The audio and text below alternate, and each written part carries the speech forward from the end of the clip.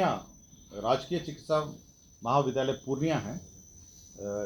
अस्पताल पूर्णिया में जो अब आपका एनएमसी का जो नॉर्म्स हैं उसमें 100 MBBS सीट्स की क्षमता के लिए कुल चिकित्सा महाविद्यालय के लिए 135 और चिकित्सा महाविद्यालय अस्पताल के लिए 288 कुल 423 नए पदों के सृजन की स्वीकृति दी गई है। तो ये पूर्णिया हॉस्पिटल ऑलमोस्ट कंप्लीट हो गया है, मेडिकल कॉलेज एंड हॉस्पिटल। तो उसको संचालित करने के लिए ये पदों की स्वीकृति और उसका जो एनएमसी नॉर्म्स जो हैं उसमें रिकग्निशन होने के बाद यहाँ से एडमिशन हो सकेंगे और ये चालू हो सकेगा। तो आज ये सब एजेंडा पे मंत्रिपरिषद की स्वीकृति दी। राज्य के सरकारी चिकित्सा महाविद्यालय में इंटर्न जो हैं 1290 हैं, 1290 है। पटना दंत विश्वविद्यालय पटना में इंटर्न्स हैं 40। आयुर्वेदिक, यूनानी एवं होम्योपैथी के इंटर्न्स हैं 353 और फिजियोथेरेपी में ऑक्यूपेशनल थेरेपी इंटर्न्स हैं 40। तो टोटल जो इस पर पूरा कॉस्ट है, अगर आप देखेंगे जो रिवाइज्ड जो आपका ये जो इंटर्न्स को स्कॉलरशिप मिलेगा वो हो जाता है 41 करोड़ 11 लाख 20 हज़ार। तो ये टोटल व्यय होता है और जो इंक्रीज़ हुआ है पिछले रेट से वो है 10 करोड़ 29 लाख का इंक्रीज़ हुआ है। तो ये नहीं 41 करोड़ 11 लाख 20,000 है। ये टोटल इंटर्नशिप है बढ़ाने के बाद, और जो इंक्रीज़ है वो है 10 करोड़ 10 करोड़ 29 लाख। ये है इंक्रीज़, जो इंक्रीज़ है। पुराना रेट के अगर हिसाब से देखेंगे तो ये होगा 30 करोड़ 82 लाख 20,000। तो 30 करोड़ 82 लाख 20,000 में अगर 10 करोड़ 29 लाख आप जोड़ेंगे तो 41 करोड़ 11 लाख 20,000 हो जाएगा। तो ये एक महत्वपूर्ण एजेंडा है जो हमारे इंटर्न्स के लिए खबर है। इसके बाद 2 डॉक्टर्स आज डिसमिस हुए हैं ये लॉन्ग टर्म एब्सेंस में। इसमें डॉक्टर प्रभाकर कुमार, चिकित्सा पदाधिकारी, सदर अस्पताल मोतिहारी, जो 15 फरवरी 2015 से ड्यूटी पे नहीं थे, और डॉक्टर प्रभात प्रकाश, ये चिकित्सा पदाधिकारी सदर अस्पताल मोतिहारी हैं, जो 27/7/2014 से ये लगातार ये मिसिंग है, तो ड्यूटी से मिसिंग है। तो इन दोनों को आज डिसमिस किया गया है। इसके अतिरिक्त एक खाद्य एवं उपभोक्ता संरक्षण विभाग है। आपको याद होगा कि हम लोग का एक कंप्यूटराइज प्रणाली है जिसमें सभी गाड़ियों में हम लोग का GPS लगा है और मूवमेंट का ट्रैकिंग होता है और टोटली कंप्यूटराइज सिस्टम है। और इस सप्लाई चेन मैनेजमेंट का जो सिस्टम है उसमें पहले भारत सरकार देती थी, 2020 तक भारत सरकार ने दिया। अब वो व्यवस्था बंद कर दी गई है और अब राशि जो है, जो इसका बजट है और एक्सपेंडिचर है, राज्य सरकार अब करेगी। इसमें 66 करोड़ 95 लाख रुपए व्यय किए जाएंगे। इस पर मंत्रिपरिषद ने स्वीकृति दी। सारे पद आज सृजित हुए विभिन्न विभागों में, और मैं सभी जिन जिन विभागों में पद सृजन हुआ है मैं पढ़ के सुना देता हूँ। पहला तो है गृह विभाग के अंतर्गत बिहार पुलिस भवन निर्माण निगम और के अंतर्गत गोदाम चौकीदार के 20 पद प्रत्यार्पित करते हुए सहायक अभियंता विद्युत के 6 पद के सृजन किया गया था। तो ये एक जो बिहार पुलिस भवन निर्माण निगम है जो विभिन्न हमारे पुलिस इंफ्रास्ट्रक्चर का निर्माण करता है और विभिन्न पुलिस इंफ्रास्ट्रक्चर का मेंटेनेंस करता है, उसके अंतर्गत ये 6 पद की स्वीकृति दी गई। इसके साथ साथ शिक्षा विभाग में पाटलिपुत्रा विश्वविद्यालय पटना, मुंगेर विश्वविद्यालय मुंगेर, पूर्णिया विश्वविद्यालय पूर्णिया और पटना विश्वविद्यालय पटना में सहायक प्राध्यापक, सह प्राध्यापक, प्राध्यापक के 370 पद और शिक्षेतर कर्मी के 89 और कुल 459 पद 459 पदों का सृजन किया गया। तो ये यूनिवर्सिटीज़ में ये पद क्रिएट किए गए। इसके साथ साथ वीर कुंवर सिंह विश्वविद्यालय आरा अंतर्गत प्राचीन भारतीय इतिहास, एंशिएंट इंडियन हिस्ट्री एवं एशियाई अध्ययन विषय में स्नातकोत्तर विभाग के लिए शिक्षकों के 6 पद और शिक्षेतर कर्मियों के लिए 6 पद अर्थात 12 पदों के सृजन की स्वीकृति दी गई। तो यूनिवर्सिटीज़ में पद आज स्वीकृत किए गए। साथ ही साथ हमारे स्वास्थ्य विभाग में भी जो बिहार कॉलेज ऑफ फिजियोथेरेपी है कंकड़बाग में और ऑक्यूपेशनल थेरेपी कंकड़बाग है, इसमें 21 पद विकलांग भवन के लिए 21 पद, विकलांग भवन अस्पताल कंकड़बाग के लिए 43 पद एवं कृत्रिम अवयव निर्माण केंद्र कंकड़बाग के लिए 3 पद, कुल 67 पदों का ये स्वीकृति पोस्ट क्रिएशन किया गया। तो हॉस्पिटल जो हेल्थ सेक्टर है उसमें भी पद क्रिएट किए गए। साथ ही साथ हॉस्पिटल सेक्टर में एक और विषय पर राज्य सरकार ने निर्णय लिया, जो हमारे राज्य में चिकित्सा परिक्षेत्र में जो इंटर्न्स हैं, जो इंटर्न छात्र छात्राएं हैं, उनके स्कॉलरशिप की राशि में बढ़ोतरी की गई। मैं स्कॉलरशिप की राशि बढ़ोतरी के बारे में आपको जानकारी देता हूं। सरकारी चिकित्सा महाविद्यालय के इंटर्न हैं, इनको पहले 15,000 रुपये प्रति माह मिलता था, जो बढ़ के अब 20,000 हो गया है। पटना दंत महाविद्यालय में इंटर्न्स हैं, इनको पहले 15,000 मिलता था, अभी बढ़ के 20,000 हो गया है। आयुर्वेदिक, यूनानी एवं होम्योपैथी के इंटर्न्स हैं, इनको 15,000 मिलता था, ये बढ़ के 20,000 हो गया है। और फिजियोथेरेपी एवं ऑक्यूपेशनल थेरेपी इंटर्न्स हैं, इनको 11,000 मिलता था, अभी 15,000 मिलता है। तो ये एक महत्वपूर्ण एजेंडा है जो हमारे कौन सा देखिए, इसमें टोटल बढ़ोतरी हुआ है 10 करोड़ 19 लाख का टोटल बढ़ोतरी हुआ है, और नंबर्स मेरे पास नहीं है। राज्य सरकार द्वारा आप जानते होंगे कि बिहार ग्रामीण जीविका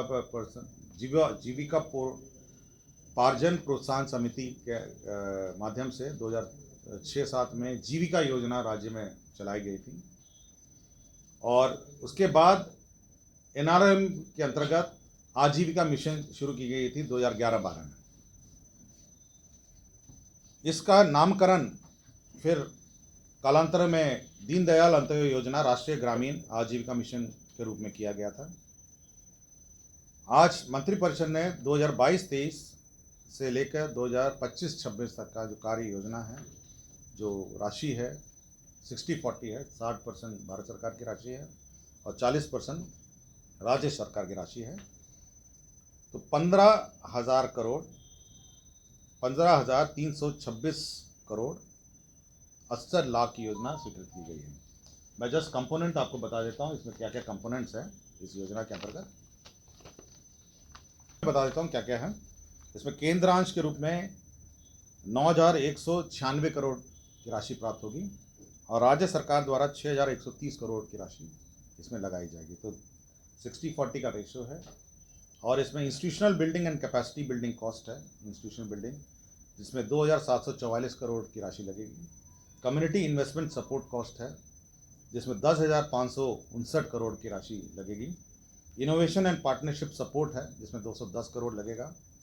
प्रोजेक्ट इम्प्लीमेंटेशन सपोर्ट कॉस्ट है, जिसमें 913 करोड़ लगेगा। और इंटरेस्ट सबवेंशन कॉस्ट है, जो विभिन्न व्यवसायिक कार्य चलाते हैं उसमें इंटरेस्ट सबवेंशन का भी प्रावधान है, जिसमें 900 करोड़ लगेगा। तो कुल मिला के 15,326 करोड़ का ये बजट है।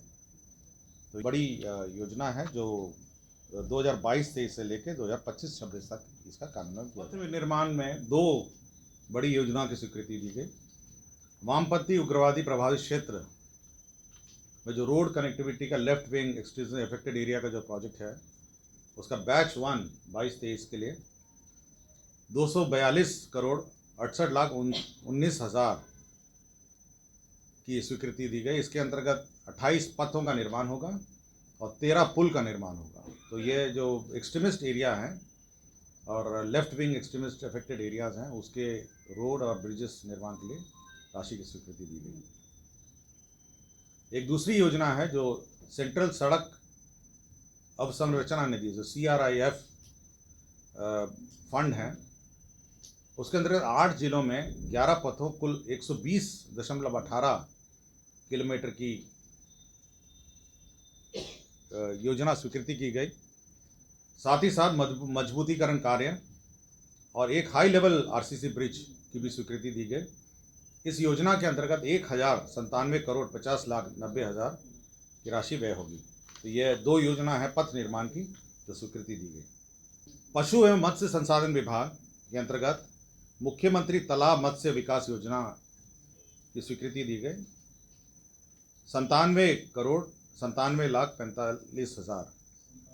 इसमें 57,57,57,45,000।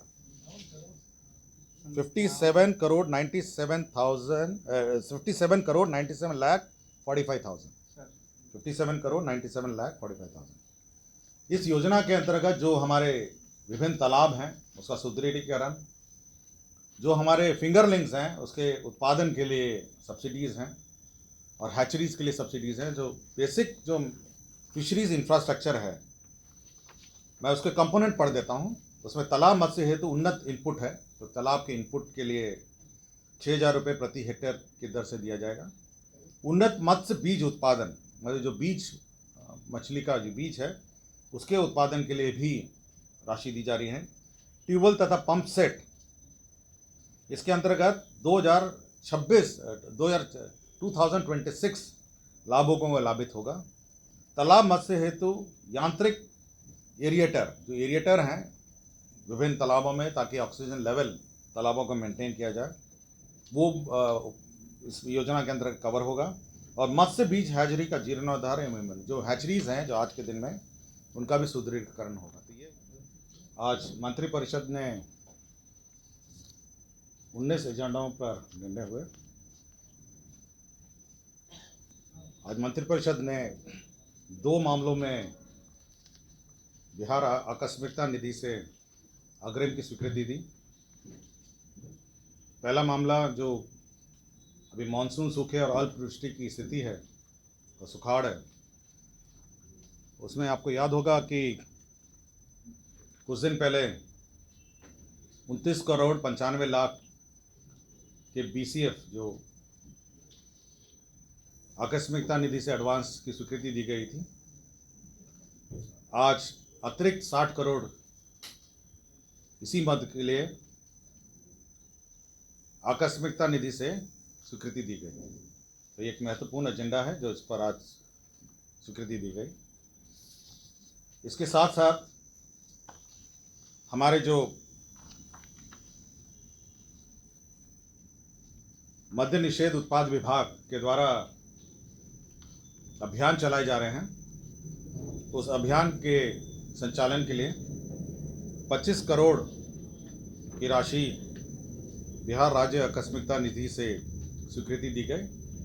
इसी से आपको जानकारी होगा, विभिन्न अभियान चलाए जाते हैं, रेड किए जाते हैं, ड्रोन से भी रेड किए जाते हैं। तो उसी का व्यय के लिए यह राशि की स्वीकृति दी गई।